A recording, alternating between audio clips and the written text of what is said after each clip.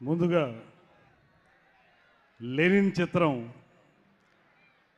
ఇంత super duper hit అయినందుకు ఆ టీం మెంబర్స్ అందరికీ కూడా ప్రత్యేకమైనటువంటి అభినందనలు తెలియజేస్తూ ఆ చిత్రాన్ని అంతా దిగ్విజయంగా నడిపించినందుకు మీ అందరికీ కూడా ప్రత్యేకమైనటువంటి అభినందనలు తెలియజేస్తున్నాను. ఇలాంటి సినిమాలు హిట్ అవటం వల్ల ఒక పక్కన నిర్మాతలకు మాత్రమే కాకుండా ఆ టీం మెంబర్స్కు మాత్రమే కాకుండా ఆంధ్రప్రదేశ్ రాష్ట్ర ప్రభుత్వం, ముఖ్యమంత్రి చంద్రబాబు నాయుడు గారు, ఉప ముఖ్యమంత్రి పవన్ కళ్యాణ్ గారు,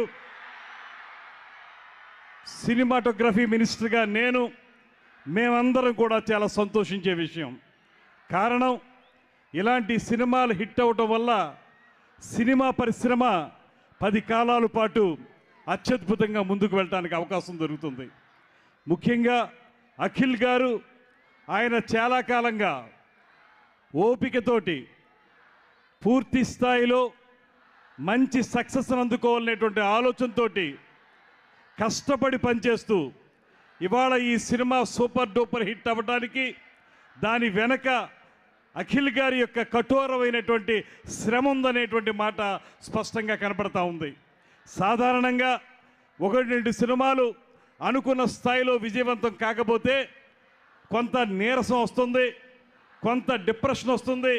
అయినప్పటికీ కూడా ఆ రకమైనటువంటి ఆలోచన లేకుండా ఏదైనా సరే ఖచ్చితంగా ఈ కెరీర్ని సుస్థిరం చేసుకోవాలి, అత్యద్భుతంగా ముందుకు వెళ్ళాలి, సినిమా రంగంలో కాళ్ళూనుకోవాలనేటువంటి ఆలోచనతో అఖిల్ గారు చేసిన ప్రయత్నమే ఇవాళ ఈ సూపర్ డూపర్ హిట్కి ప్రధాన కారణం అనేటువంటి మాటను కూడా ఈ సందర్భంగా తెలియజేస్తూ, ఈ చిత్ర నిర్మాతలు ఒక లెగసీ ఉన్నటువంటి కుటుంబం. అది అక్కినేని నాగేశ్వరరావు గారి దగ్గర నుంచి అక్కినేని నాగార్జున గారు, ఇవాళ అక్కినేని నాగచైతన్య గారు, అక్కినేని అఖిల్ గారు, వీళ్ళకున్నటువంటి ఆ లెగసీ అత్యద్భుతమైనటువంటి లెగసీ.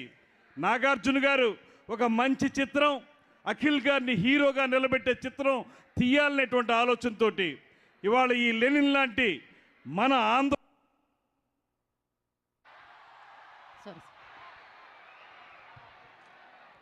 మన ఆంధ్రప్రదేశ్కి చెందినటువంటి గ్రామీణ వాతావరణాన్ని నేపథ్యంగా తీసుకుని ఆ నేపథ్యంలో కూడా మన భావోద్వేగాలు బాగా పండించే విధంగా ఎక్కడైతే పల్లెటూరి వాతావరణంలో మనుషుల యొక్క మానసిక వేదన ఉంటుందో, మానసిక పరిపక్వత ఉంటుందో, వాటన్నిటినీ కూడా అత్యద్భుతంగా పండించే విధంగా కథను తయారు చేయించి దానికి ఒక మంచి దర్శకుడు మురళీ కిషోర్ గారు, అబ్బూర్ గారు, వారితోటి ఈ సినిమా చేయటం, అదేవిధంగా నాగార్జున గారితో పాటు మరో నిర్మాత, నాకు చాలా కాలంగా పరిచయం ఉన్నటువంటి నాగవంశీ గారు, నాకు మంచి మిత్రుడైన, సినిమా రంగం ఏ రకంగా బాగుండాలనేటువంటి ఆలోచనల్ని వారు నాతో పంచుకుంటూ ఉంటారు, నేను కూడా వారితో మాట్లాడుతూ ఉంటాను.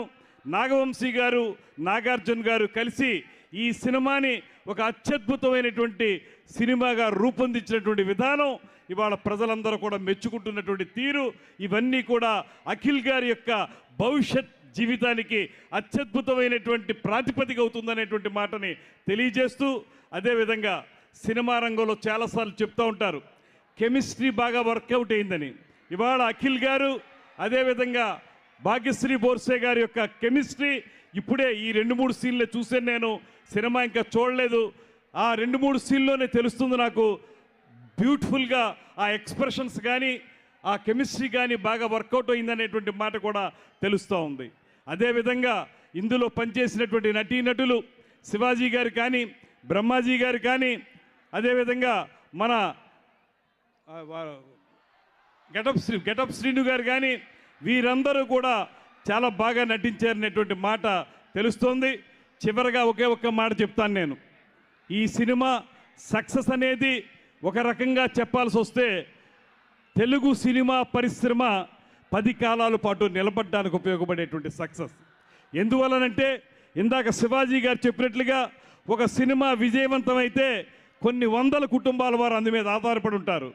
అందులో నటించే నటీనటులు కానివ్వండి, దాంతోపాటు సినిమాను పంపిణీదారులు చేసేటువంటి పంపిణీదారులు కానివ్వండి, లేకపోతే బయ్యర్స్ కానివ్వండి, వీళ్ళందరితో పాటు అనేక మంది కార్మికులు కూడా 24 క్రాఫ్ట్స్కి సంబంధించినటువంటి కార్మికులు కూడా సినిమా మీద ఆధారపడి ఉంటారు.